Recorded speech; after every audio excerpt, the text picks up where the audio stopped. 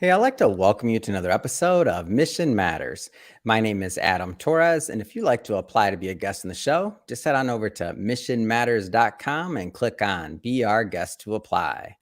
All right, so today is a very special episode. We are bringing back Kathy Chou, who is the Senior Vice President of SaaS Engineering over at Nutanix. Kathy, welcome back to the show. Thank you, Adam. Glad to be back. Oh my gosh. So I'm glad to have you back. And we're here. First off, I just want to say congratulations on finally being published as well. I know we've been on this long road of creating this book together, and I'm just so thrilled to have you published in our best-selling series. So welcome.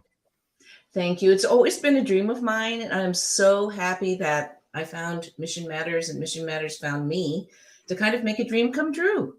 Oh, well, we're definitely honored to have you published. And like I like to say, so you and I are bound by ink now. Our names are both in a book. And so this is fun. And I can't wait to talk more about kind of some of the content that you wrote and some of the things you're known for around transformation and organization. And also get into, since we last spoke, I know you've been featured in another book as well, Winning Leadership. So we'll talk a little bit about that. I'm very thrilled to hear that news. Doesn't surprise me at all that, as people start seeing your content and hearing you, you're just going to be popping up all over the place. So I love it. But Kathy, we will start this interview before I get ahead of myself, the way that we start them all with our Mission Matters Minute. So Kathy, we at Mission Matters, we amplify stories for entrepreneurs, executives, and experts. That's our mission. Kathy, what mission matters to you?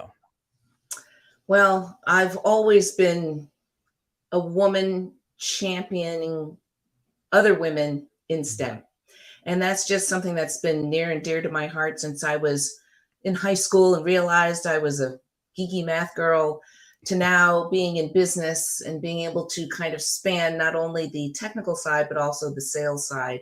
And to be able to build these cultures that really allow people to thrive and grow and be their best selves. That's really what it's all about. And just to encourage actually not just women, but everyone to get into technical fields because, with technology, we know we can change the world. Yeah, it's great. Love having you back on the show and bringing on business leaders and executives and really having them share their mission, the reason behind their mission and, why they do what they do. So great having you on. And I guess just to get us kicked off, I don't want to assume, Kathy, that maybe some of our newer audience have caught some of our previous episodes together. So let's just maybe start at the beginning. So how did you get started on this path in tech and in STEM?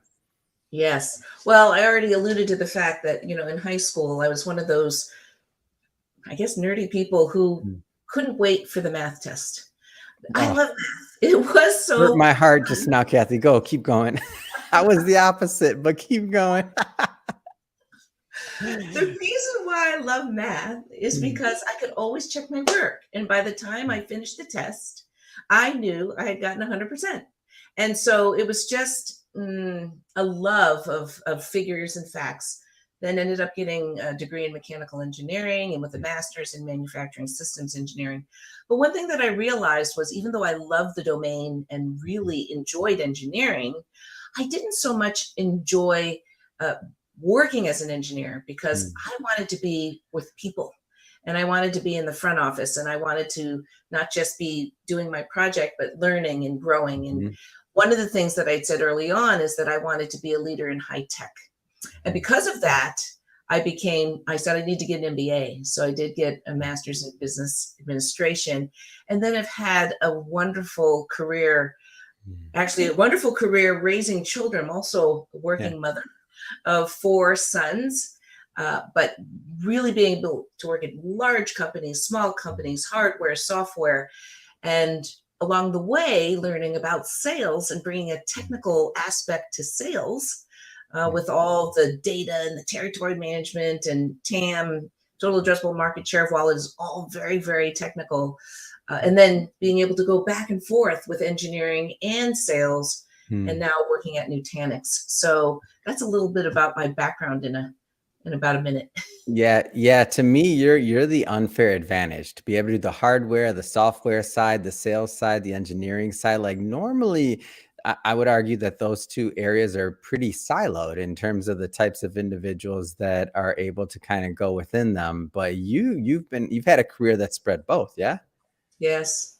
Well, Adam, it's about systems, Mm, right? I mean, it's about end to end. And when you think about what businesses are trying to do today, you always hear this notion of breaking the silos, right? mm, Because you can optimize your silo incredibly well, but you mhm. can actually compromise the system.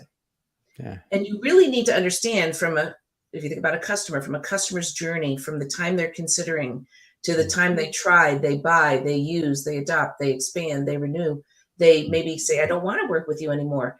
mm, That you need to understand horizontally, and that touches many different functions. mm, So, understanding engineering and sales helps mm. me understand, hey, will this product sell? And Yeah. then in sales, how can we ensure that this technical product is really going to scale in the Mm, industry? So just having that knowledge helps mm, make businesses more effective. mm. So you mentioned one of your passions is, women in STEM, and also, just more individuals going towards STEM and STEM careers in general. What kind of advice would you give to, let's just say, that next crop of emerging leaders that are out there that are considering, the STEM fields or careers in STEM? Like, what kind of things would you tell them? It's one thing. I remember being in Ireland, and I was part of a speaking corps that was talking to, I think there were middle school girls at the Mm, time. And there was an interesting statistic that said, in middle school, it's still roughly the same between boys and girls. But when mhm, you start getting into high school, you find that there's some social norms about, well, the technical side should be for the boys, and the women should think more about softer things and not so mm, many technical things. And a lot of young girls are dissuaded from mm, going into technical fields. And, I think the good news is there's a lot of good work, and it's recognized as an issue. mm, But I think every one of us can do our part, whether you have a daughter, a sister, a friend's daughter, whoever you are, yeah, just to encourage women, young women, and now I say young women and young men too, but if you mhm, have that passion for the technology, to really take it and explore it, and not to mm, give up, because I think a lot of people do that. And here's another interesting thing. mm, I now say to women in college, let's say, or even high school, that you can be technical, and maybe you don't end up in a technical career, but mm, that foundation is so important to you. And your career is long. So you might start in something non-technical, but you can always mhm. go back to technical. And that's what happened to me. Yeah. I didn't start off technical. I started off in business, got into supply chain and IT and marketing, then went into the sales side, then back to the technical side. So that foundation, you will never be sorry that you didn't Mm, build that strong technical foundation. mm. Let's switch it up a bit here, Kathy. I do want to spend some time digging into this book. So I know one of the things that you're known for is definitely transformation. So you wrote about blueprint for transforming an organization. A lot of things with your background, again, on the software side, on the hardware side, on the engineering side, like all these things. You could have written about a lot of different things. Why write about transforming an organization? Why now? Yes. Well, transformation was always a big topic, even pre-pandemic. Mm, Everyone wants to, and I read Clayton Christensen's book about the innovator's dilemma, how companies mm, that are really successful with this one product sometimes are doomed to not be as mm, successful with their second act. And many companies need to figure out, what is that second act and mhm, why is that so important? And I think sometimes, they say the things that made you successful and got you to a certain place may not be the things that you need to get you to that next level. mm, But I think the pandemic really made it even more critical, because before we would have, I would say, a more engaged workforce, mhm, whether people coming into the office, the water cooler conversations, and then we kind of retreated right mm. into this Zoom world, where this digital world, and we lost a lot of things, Yeah. because we weren't able to find out, hey, Adam, what did you do this weekend? Or how's your Mm, family and what's going on here? And mhm, how was your vacation? because with Zoom, there's not really much small talk time, or people didn't do that. And I think we Yeah. lost the ability to really motivate people to do these sorts of transformations. So that's why I think with the pandemic, it's Hmm. made it even more difficult to transform. And so that's why this blueprint is important to me.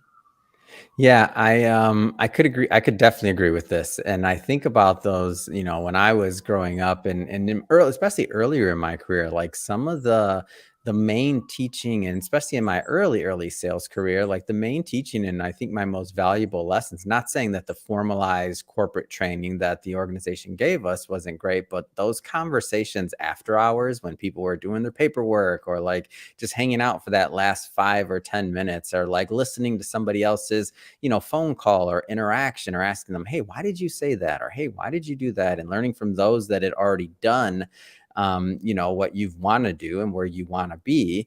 Like that was the inches, like that was the inches I need. And now kind of in this new, in this new paradigm, just depending on, your setup, not saying it can't be done, but I found it lacking a bit. Mhm. Absolutely. You know what you just talked about, Adam, is it's about building relationships, Mm, right? Because when you build relationships and you have that repeated time with someone, you build mm, trust. mm, And, trust is something that is so easy to lose, but so mhm, difficult to build. But when you have that, when you have a trusting relationship, when you have a team that trusts in you, you mm, will be able to innovate. You'll be able to do things you thought you never could do before. mm. And, because, the second guessing and what was Adam really thinking? How do people waste their time doing that? Oh, totally, totally. Well, let's dig deeper into your chapter and kind of the construction. So I know there's multiple parts there. Maybe give us a little bit more of a flavor of the work. Yes. So for me, I've had the fortune to be able to transform in multiple different companies. Mm, At a large multi-billion dollar hardware company, at yeah. some startups, at some software companies, and now at Mhm, Nutanix. And I always have three main pillars by which I do the transformation: mm, people, process, and technology. mhm. And let me start with process first. And it's in the book, and I'm just going to go very high level. But one of the Yeah. things that I always do is a listening tour. And, Mm, a lot of people think, what is the purpose of a listening tour? mhm, Well, one, and a lot of people think you're just gathering data, but it's much more than that. I talked about relationships. When you talk to people, you're meeting people. And mm, I ask very open ended questions. What is working well? Because you want to know what's working well, and people will tell you. And then what is not working well. And usually, when I do these listening tours, I really blanket the earth. I usually end up talking to anywhere from 50 to 100 people, mm, all different functions, all different levels: people above me, people laterally, people below, and different functions, different focus areas. And with that, you'll be amazed at some mm, themes that'll pop up. But a mm, listening tour, really, really important.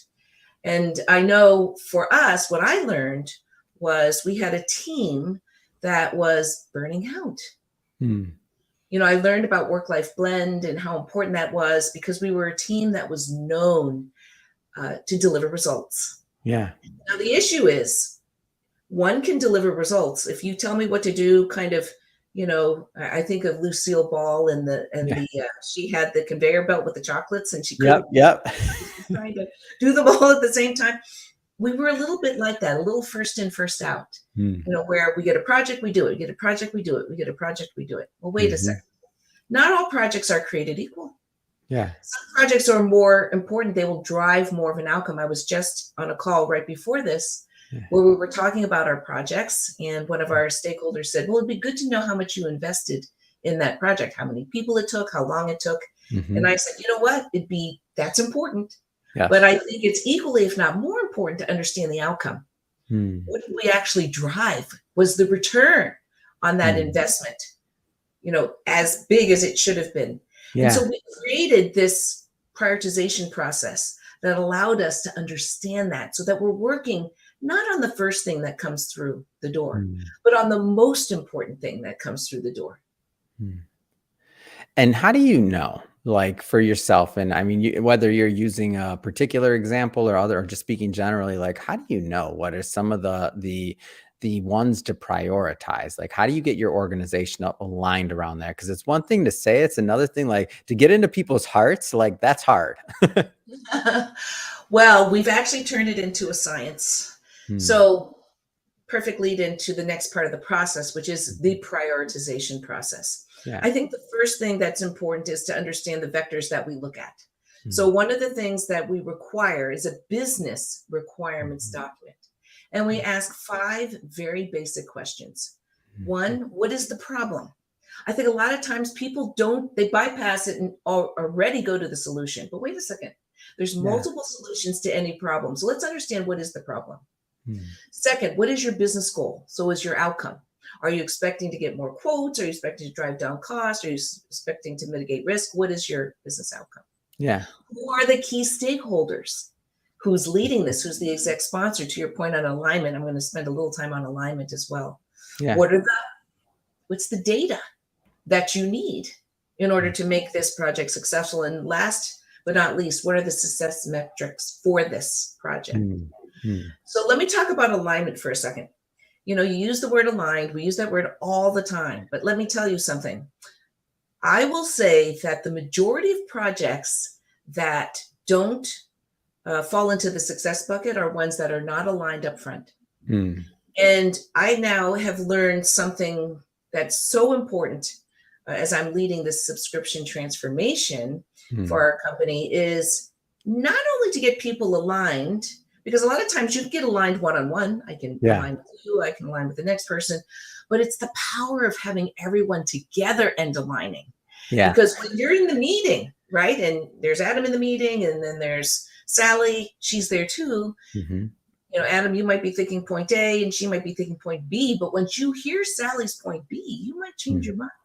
And Hmm. so when you have everyone in the room, I always say this, all the right people in the room, Hmm. then you can get alignment and you can actually denote that as a key milestone. Remember that meeting that we had Hmm. in Chicago where we had everybody there? And you'll be able to move much faster because each time you have an alignment point, you Hmm. can get to your end goal in a more expedient fashion. Hmm. And so when I think about this idea of alignment and like there's different layers, right? So I mean there's alignment within your team, there's alignment within like, middle management and within the whole organization. Like from your vantage point, like can you maybe talk a little bit about that? Like just the levels, I guess that's a way to say it. Yes. And so I'm going to do 2 things. I'll talk about the levels and I'll also tell you ways to do alignment well. Mm. Okay. So you have your stakeholders. Yep. Obviously, let's start with the working team. Hmm. The working team is very important because they're the people that will be, you know, putting their blood, sweat, and tears Yep. into the project. And one needs to make sure that, and I treat these special people like gold because I don't want them working on the wrong thing. I don't want them Mm-hmm. burning the midnight oil. I want them to learn and grow and develop as they're working on this, right? So that's really important. There's a whole element around developing people, making sure the project is clear. That's the business requirements document. Mm-hmm. Then there are your peers, okay? This is the cross-functional peers that you're working with. And sometimes they may or may not know or may not even be aligned as to why are we doing this, or they may have their own personal reasons why they want this done, but it's for their silo, but not for the system.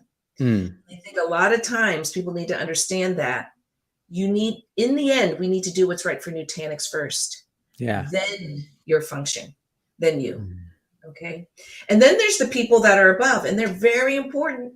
They are the decision makers, they're the C-level, they are the people that will help you resolve any sort of escalation. Mm-hmm. They will be the people that will give you the funding and investment that you need. They will Mm-hmm. the people that will champion and realign resources, right? If you Mm-hmm. need to do what you need to do.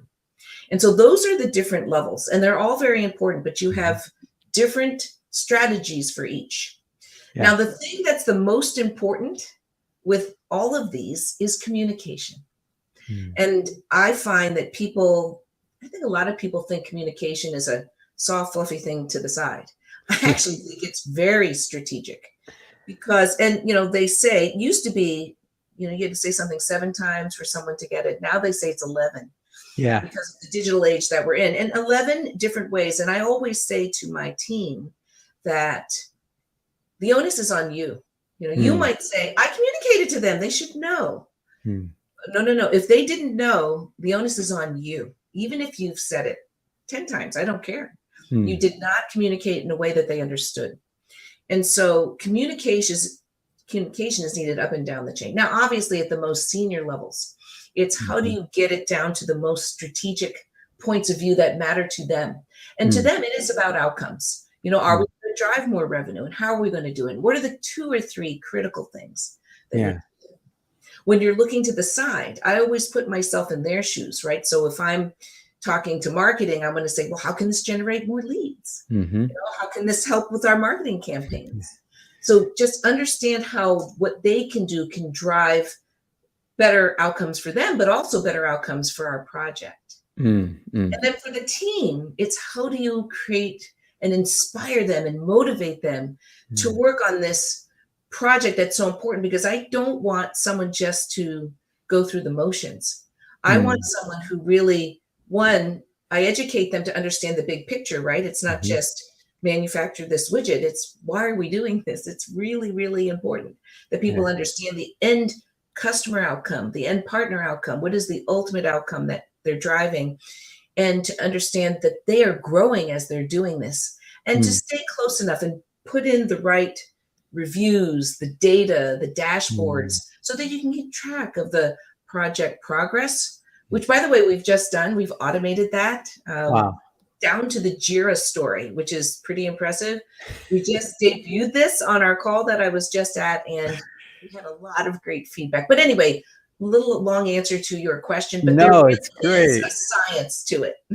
And I think you answered one of my questions, but I want to see if that's an answer to it. And that is, or my next question, which is like, especially when you're going on one of these like longer, let's just say large multi-year journeys, like how do you keep the team motivated? So I think part of it you just mentioned, which is dashboards and like communication. Any other tips? Like, Yes, yes.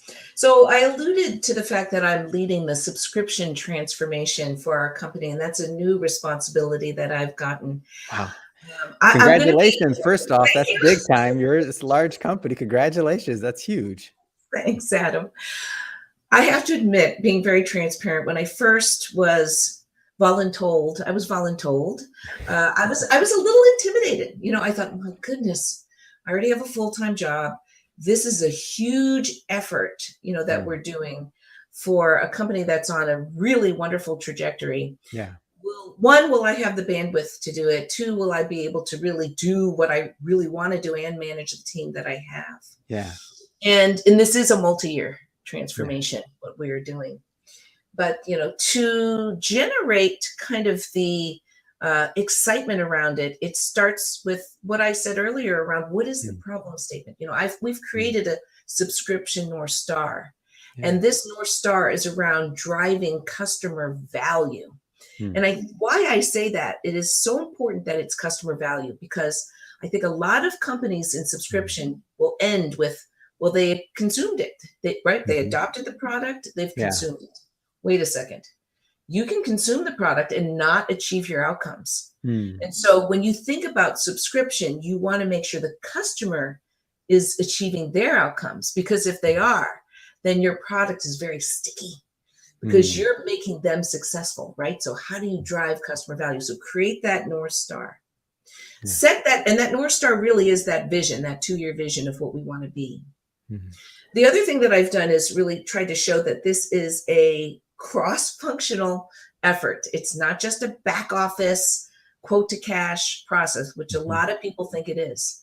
It starts with subscription ready products, right? Mm, You can renew in product, you can do support in product, you can try and mm, buy in product, you can have enablement in product. There's a lot mm, of things that you can do in the product that will really make this whole subscription engine hum. mm, That said, there are a lot of things that do need to be done, and I call it lead to cash, mm, and just understanding what is sales role, what's engineering's role, what mhm. is support's role, what is customer success's role, and building that.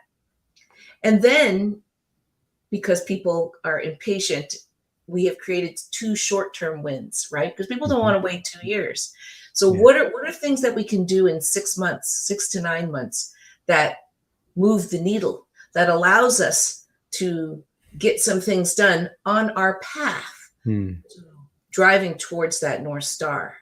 And so these sorts of, and regular reviews, communication, as I said, and then getting the funding and the resources, right? You need to get the funding and resources in order to make this dream a reality. But between having an excellent plan, making sure that it's cross-functional, driving the motivational North Star, aligning the resources, it's then about making sure that we methodically get done what we say we're going to get done, and also having an escalation process. Because if things don't work out, you want to be able to get to the C-level or whoever the person is you need to unblock the roadblock. You need to get to them fast. And everyone will have stalls. It's those who are able to resolve their issues much faster that are more successful. Well, Kathy, I think on some of the book discussion, I'm gonna hold it there. Just for everybody watching, there's more that Kathy wrote about. Everybody, pick up a copy. We do sell books here. It's okay. We'll definitely have a link to that in the show notes. But switching topics briefly. So Kathy, I know one of the things we talked about last time you were on the show, maybe it was a couple times ago. It's been a little bit. Is that you were a board member over at IonQ? Any updates there, just in general?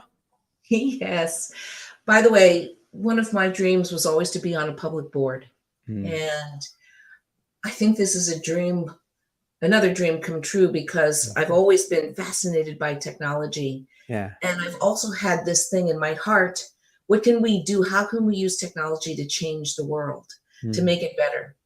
And quantum computing is really at that kind of nascent stage where, just like classical computing, when it was first, finding its way, and then you have that Moore's law on the curve, we're just about to, in the next 2-3 years, to break it open and to be in the forefront of a company that's at the helm of trying to make this happen. There couldn't be a more rewarding experience to be on.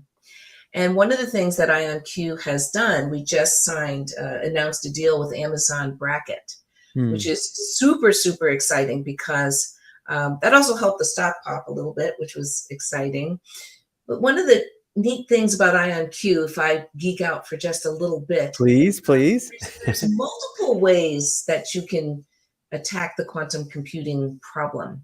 And we do it with trapped ions. And, with trapped ions, why that's so interesting is because it has very high gate fidelity. So that's high quality. It also has this, what we call all-to-all connectivity, which is very ubiquitous. We have long coherence, because a lot of times quantum computing, you can maybe get to that, state for maybe a second or two, but we can do it between 10 and 100 seconds, which I know doesn't sound like a long time, but where we are right now, that's almost a lifetime. We need to build on that long coherence. And then, of course, it's all about error mitigation, right? Because right now there's a lot of errors. You can get to a certain state, but we believe that the trapped ion technology is the way, and we're looking at ways to see how we can, room temperature is really important, because we're temperature cooled, but how do we get to room temperature? So there's still a lot of innovation that needs to happen. But I would say IonQ is on a great track to get there.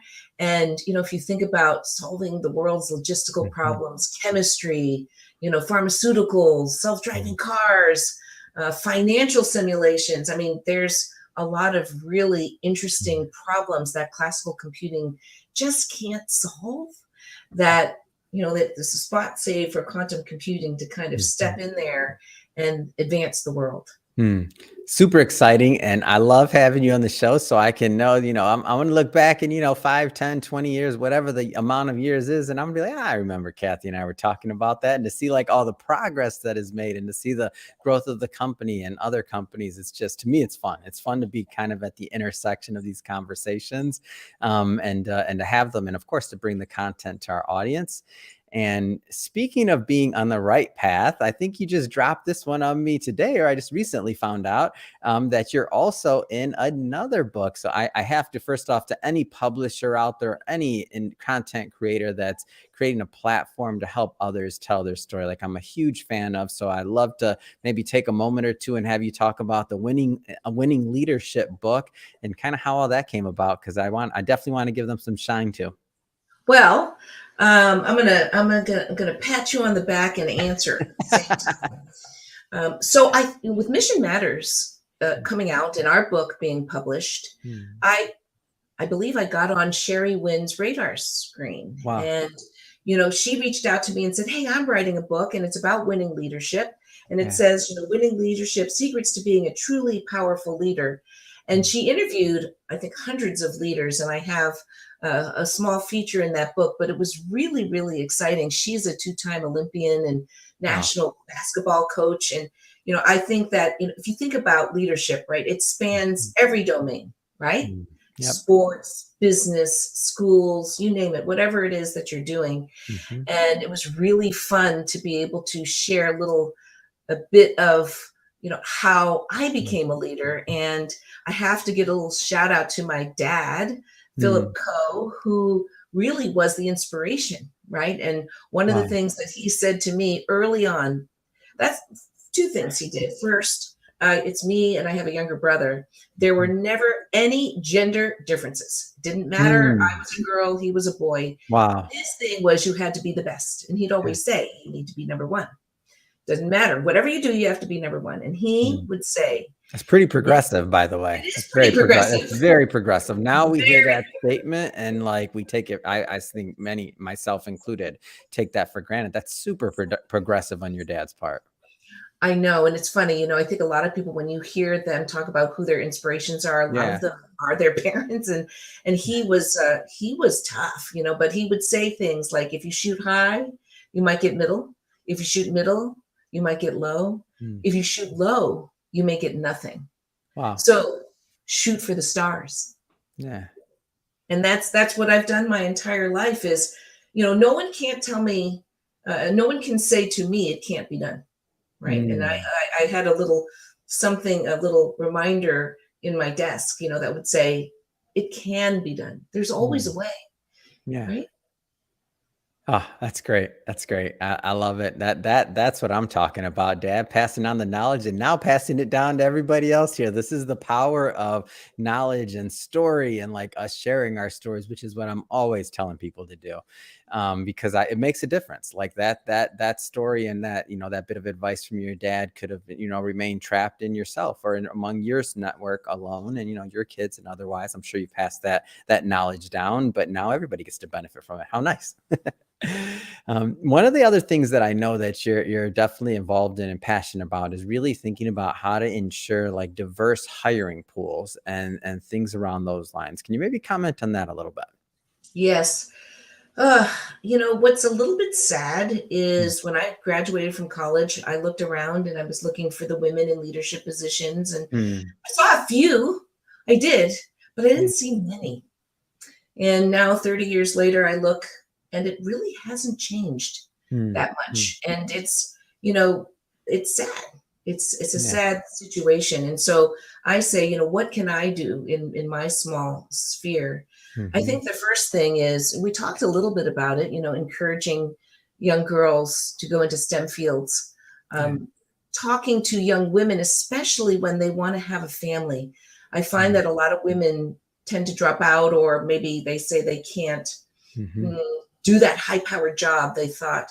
But, part of it is you need to understand that maybe you don't do it full-time. Maybe you can do it part-time, but keep those skills there. I do a lot of mentoring and championing, and a lot of it also is in the retention and hiring process. I know we spend a lot of time on hiring, but I think retention is also very important. The women that I have in my organization, I spend a little extra time just understanding them. And we had during International Women's Day, we had a really wonderful meeting where we had all of the women or some key women present their stories. And it was the highest rated meeting. And then when you hire, make sure you have a female and diverse candidate in every one of your panels. You don't move on unless you have one. And so it's just providing the access, providing the opportunity, and then providing the encouragement and development once they're here. Spend a little extra time so that they can grow and learn. And then lastly, be a role model. I know that when women are in certain positions, people are looking at you, and to really share how important. I have a work-life blend task force that's on my team. And it's one of the top things that we talk about at every one of my town halls, how we are doing on that, because it's really important that the most diverse teams provide the highest impact and return on investment. Yeah. It's great. Well, Kathy, first off, congrats again on being published in not one, but 2 books now. I just have to ask, what's next? What's next for you? What's next for your career? What's next for your mission? Well, I know you'd asked me this at the end of our last meeting, and it's still the same, which is this. I want to do the best that I can to help others in everything that I do, be it at the Asian Pacific Fund Board, the work that I do with Stanford and Santa Clara and Baylor, helping that next generation of students achieve their goals, whether it be on the IonQ board to help us really change the world. And last but certainly not least, at Nutanix, for my team, for the organization, how do we drive value for our customers, partners, and colleagues? And it's just really all about raising the bar and having excellence, giving back to others, and making a difference for others. Fantastic. And Kathy, if somebody wants to follow your journey or to connect, what's the best way for them to do that? I think the best way is through LinkedIn. And so I'd love to hear from folks. Fantastic. And we'll put the link, of course, to your LinkedIn profile so people can look you up, of course, and connect there. And speaking of the audience, if this is your first time with Mission Matters or engaging in an episode or listening to one of our interviews, we're all about bringing on business owners, entrepreneurs, executives, and experts and having them share their mission, the reason behind their mission, like what motivates them to get out in the marketplace and to make a difference, really. If that's the type of content that sounds interesting or fun or exciting to you, we welcome you. Hit that subscribe button because we have many more mission-based individuals coming up on the line and we don't want you to miss a thing. And Kathy, again, thank you so much. It has been a pleasure and an honor working with you on this book launch project. I'm having you on the show. Thanks again for all you do. We need you. Thank you, Adam. Really appreciate it.